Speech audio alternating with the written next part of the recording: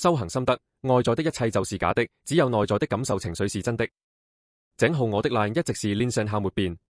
凡是看到這篇文章的人，就必定會財運爆棚，人人愛你，自信霸氣，永遠健康，智慧無限，逍遙自在。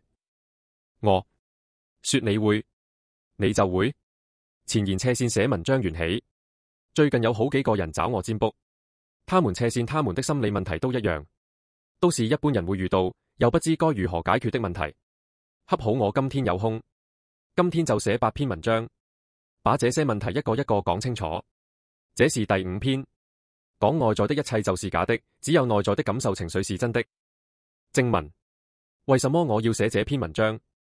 是因為最近發生的事情。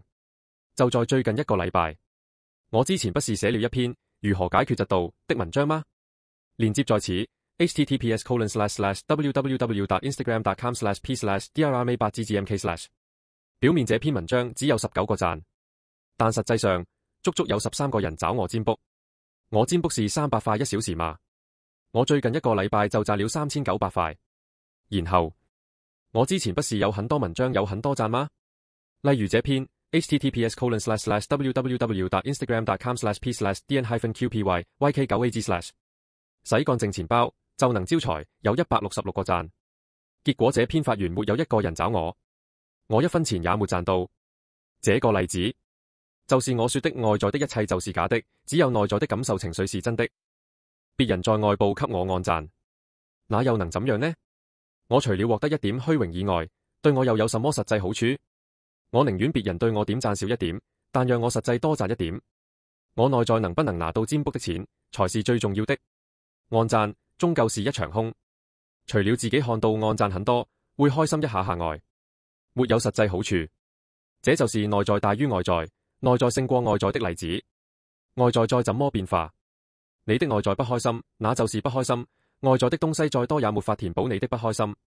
相反，你的內在如果已經開心了，那麼無論外在的情況如何，都會動搖到你的情緒。就像很多找我的女生，說實話，她們愛上的男人真的很醜，但那又怎樣？我覺得她們愛的人醜，沒有意義啊。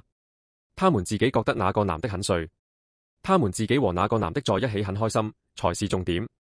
以她們的角度，我覺得就是外在。她們也知道我覺得那些男人醜，但他們自己的內在覺得那個男人不錯，不就好了嗎？這也照樣會幸福啊，懂嗎？你先滿足你的內在，你就不會苦苦追尋你的外在。總結，那如何能讓自己的內在滿足？那就是用吸引力法則和顯化法則。